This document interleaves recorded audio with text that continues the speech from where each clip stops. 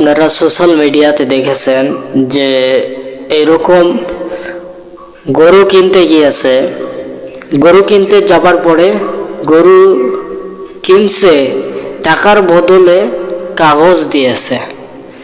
এই যে প্রতারণা করলেন, এই যে অন্য একটা হককে আপনি এইরকম টাকার বদলে আপনি কাগজ দিলেন, এই যে প্রতারণা করলেন।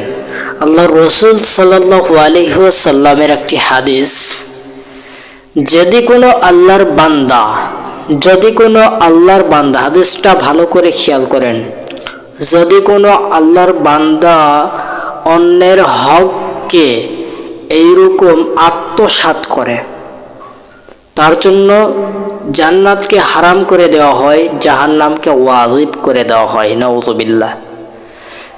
সম্মানিত আমার ভাইয়েরা, যারা প্রতারণা করছেন, আমি তাদেরকে বলতে চাই, আপনারা যারা প্রতারণা করছেন, এই যে কষ্ট করে তারা গরুটা নিয়ে আসছে হাটে বিক্রি করতে, এই যে বিক্রি করবে, সেই টাকা দিয়ে তাদের সংসার চালাবে, কষ্ট করে ওই মানুষটি কষ্ট করে গরুটি লালন পালন করে এইরকম তাকে এরকম হাটে বিক্রি করতে আনছে। তো ওই গরুটি আপনি কিনবেন টাকা দিয়া, আল্লাহ চায় হালাল টাকায় কুরবানি করা।